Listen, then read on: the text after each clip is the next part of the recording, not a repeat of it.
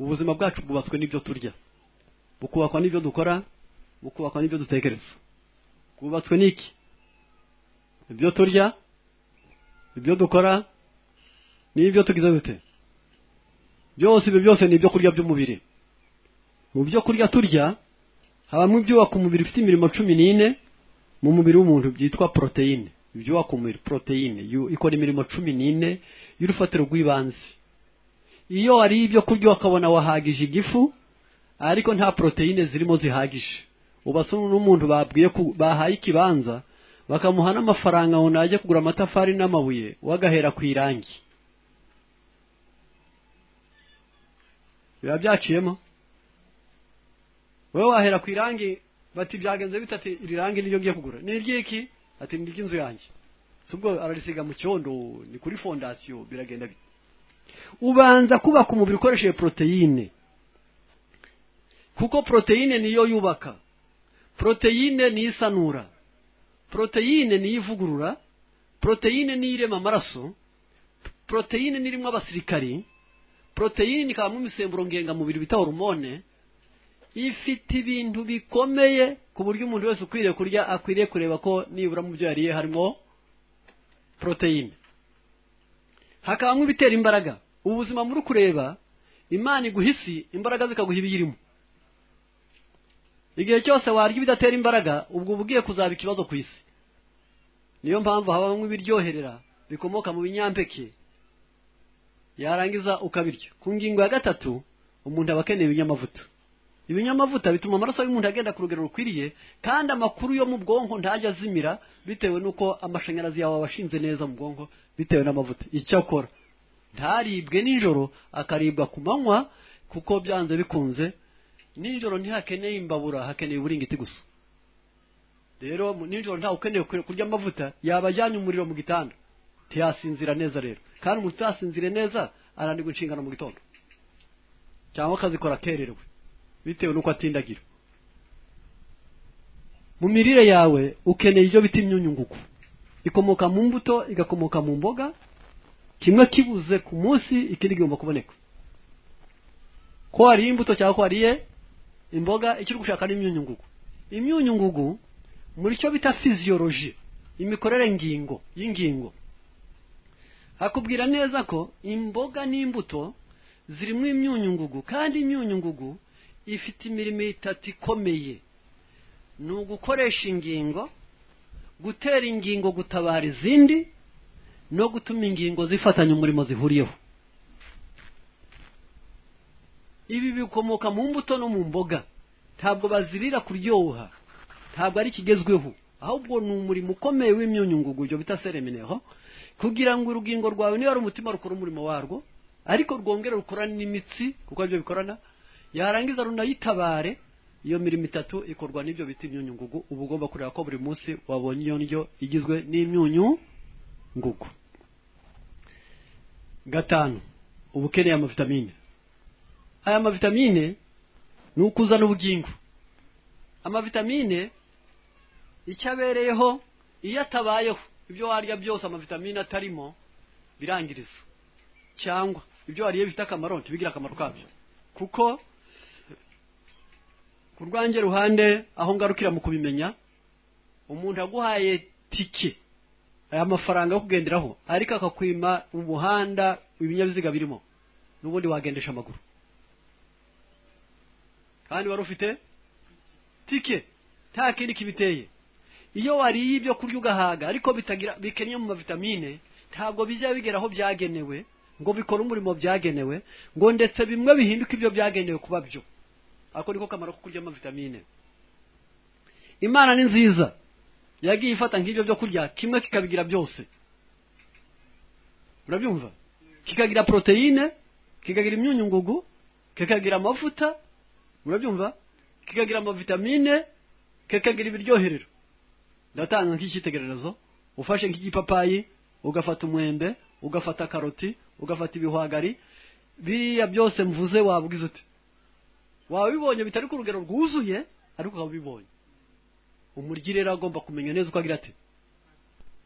Akwiriye kurya kugira ngo abagabura ingingo ze kuko 90% y'abarwayi ntibarwaye, ntabwo bagize bate, ntabwo barwaye, ahubwo barashonje. Bamara gusonza ingingo rero, iyi nzu yawe ihiye ikabiguhiriyeho, umuturanya gutabariza.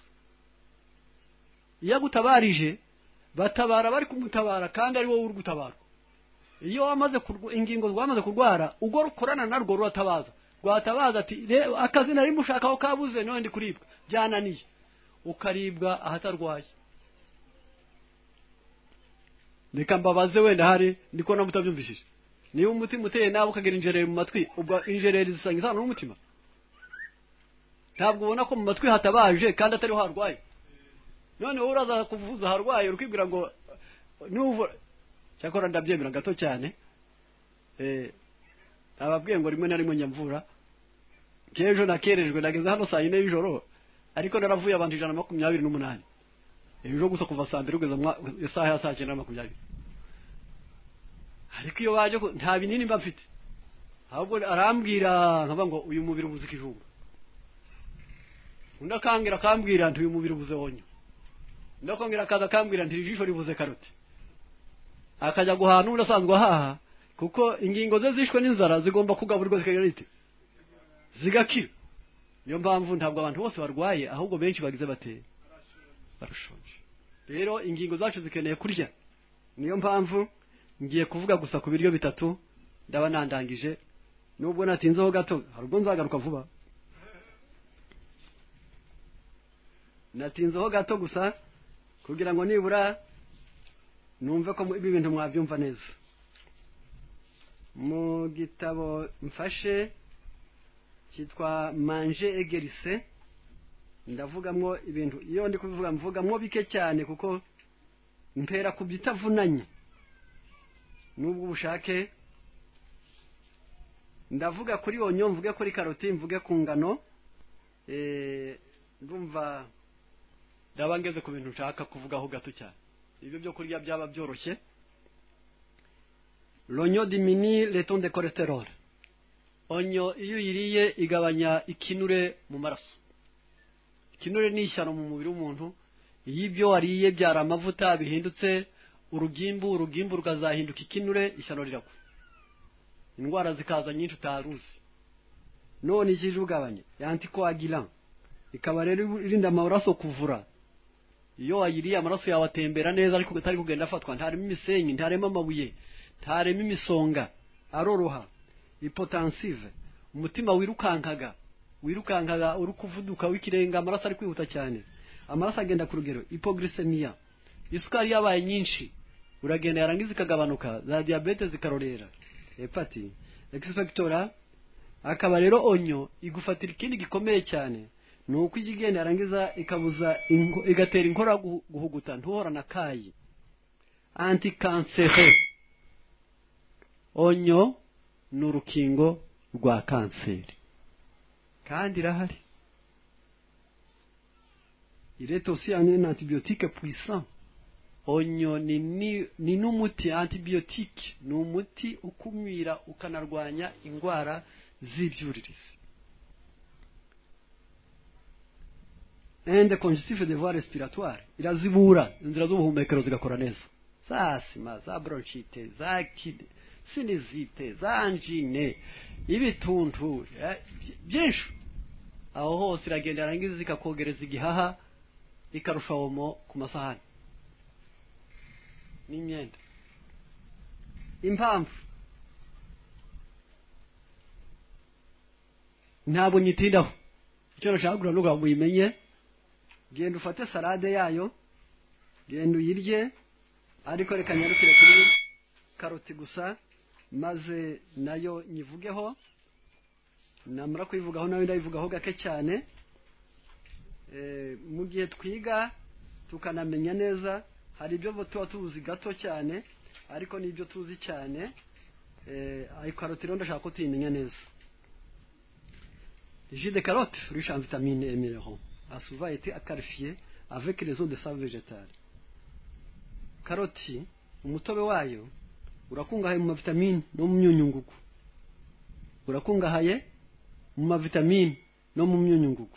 Ikabizwi neza yiswe amaraso yo mu byaremwe, ensa vegetale. Yo ubwayo ni amaraso, iyo uyiribwa aba ari amaraso unyoye. Aho kwirirwa wirukanka ku baguha amaraso yo mu masashi, nawe wayirya ukagira ute? Ukagira amaraso. Une kilo de jus de carotte frais au sorti de l'hiver, iyo uyinyoye uvuye mu cyi et avant de au soleil, vous sera bénéfique.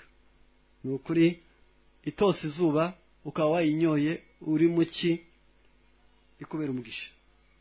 Mangez des carottes si vous êtes anémique. Niba ufite amaraso make uzwi urya karoti.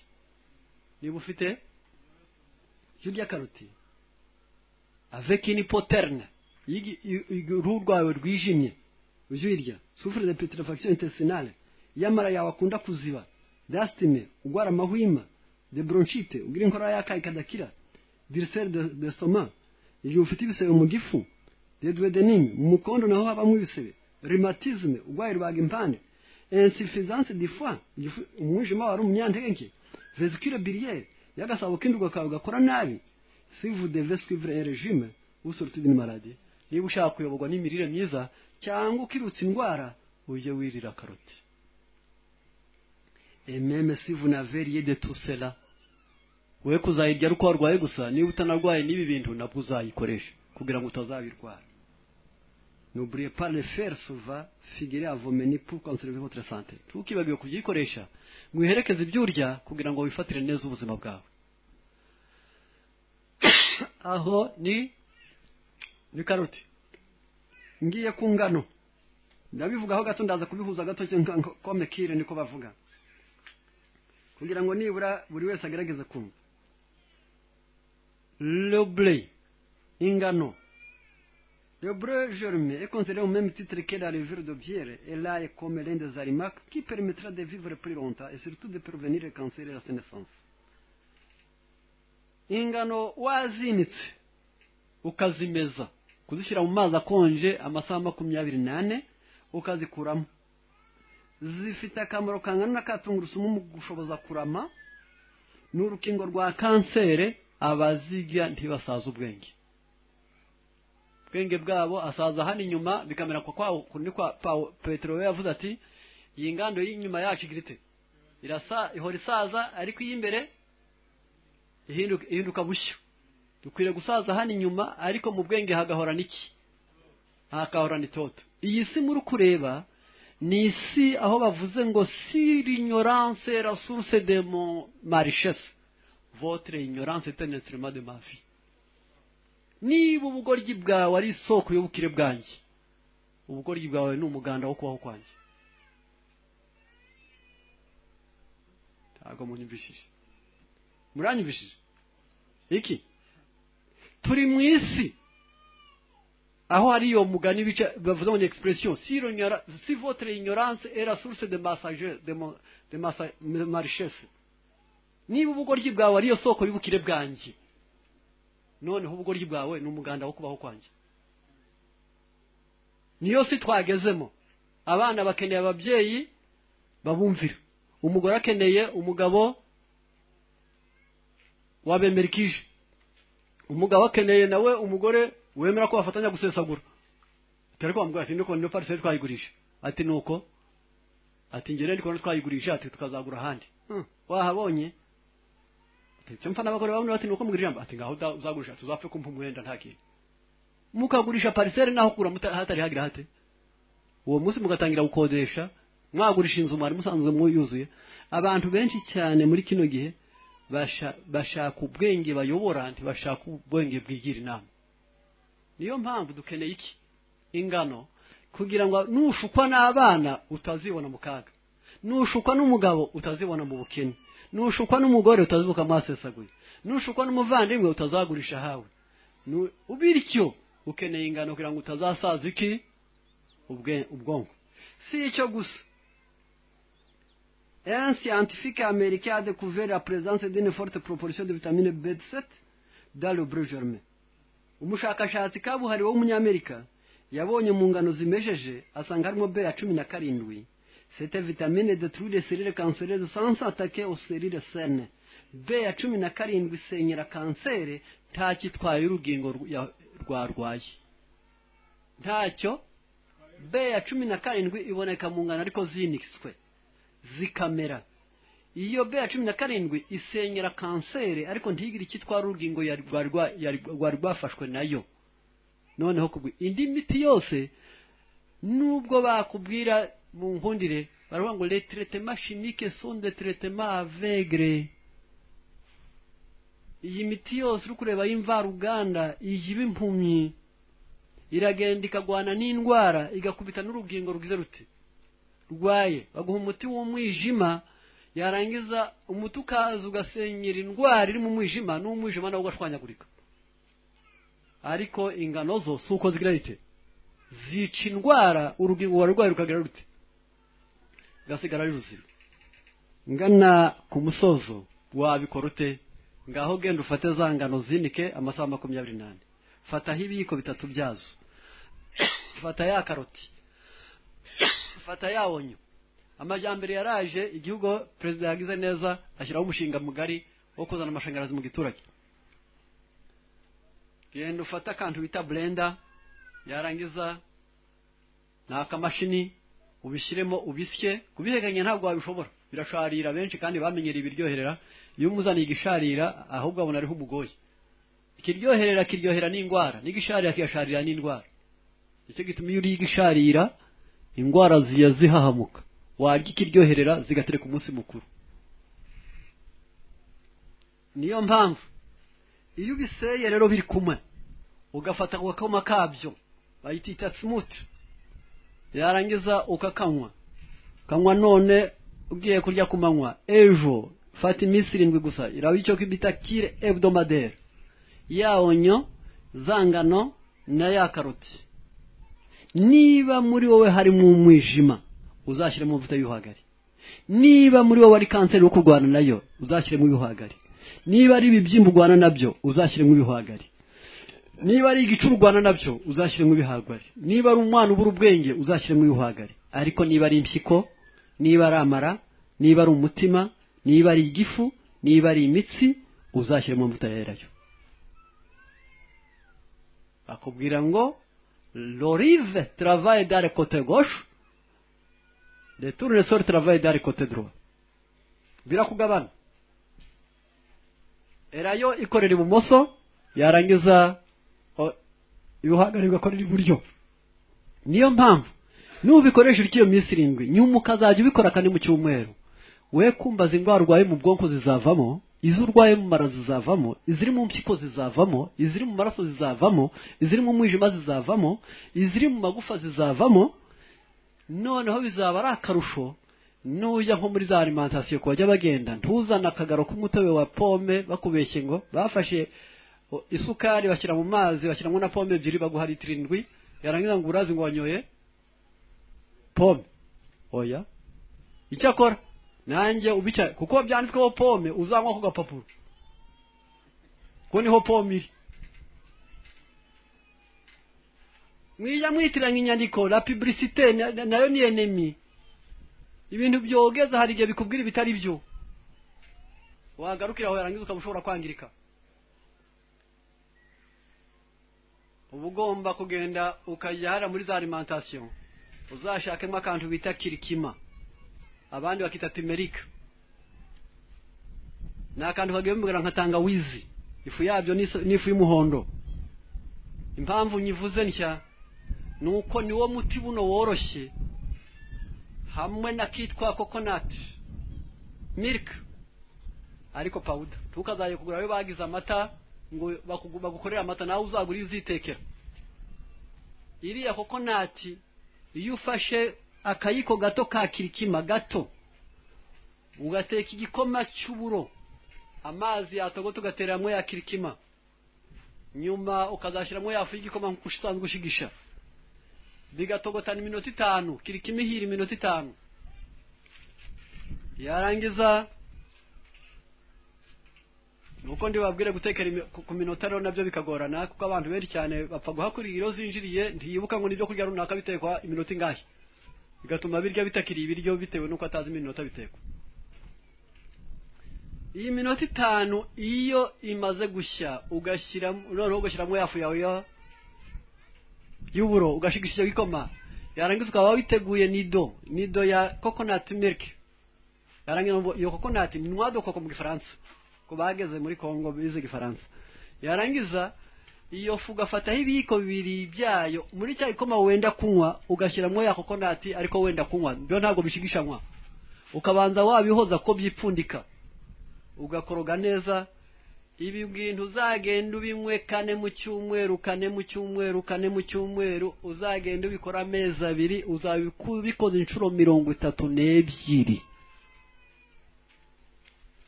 izo ngwara z'imitsi zizaba zikiza iz'amagufa avunguka yo bita osteoporose zizaba zikize abantu bagira ibyo bitarize imere ubwenko bwabo bukakunda kujegera bukaba buto buziyongera waguke ubwenge bwawe bwo kugabanuka impyiko zawe zizakora neza ntabwo zizaba mu byo bita nephrose ngo zizibe ntabwo uzagenda yarangiza ngo umwijima wawe ukunda gufatwa n'indwara zarizo zose indwara z'amaso ntizagufata uko niko bavura indwara z'amagufa bakoresheje coconut na kirikima niyo miti ihendutse iguze make wayigeraho utabanje kujya gukugwamo tuza ngo bakubwire ngo warahengamye waritse amagufa aravunguka ibyo nibyo bakoresha igufa nta kindi baryongerera ugeze kwa muganga barikuramo bagashyiramo sport cyangwa se akantu ko gufata nibura kunganire kuko igufa nta kindi rikorerwa kiretse kurema irindi rigakuramo iryangiritse kandi ibyo nibyo birirema rero reka ngarukira mureke tuba abantu bemewe n'iki n'Imana ariko mu buryo bwize bute bwuzuye tumenye Imana kandi tuyizere kundi Imana kandi tuyitinye tumenye amahame yayo kandi tuyitondere tugire ubwenge kandi tubushake tugire umubiri kandi tuwurinde ku ngingo ya 6 imico myiza no kuyiharanira kandi umuryango mwiza no kuwurinda nabyo tubigiramo uruhare rero mvuge nti reka kongere twibuke ko icyo twari twicariye aha ni ukugira ngo ubwenge bw'abaraha bose bwongere burabukwe icyo bwakora ngo buri muntu wese abe kwisatari ikibazo urabyumva abe kwisatari hehe muri we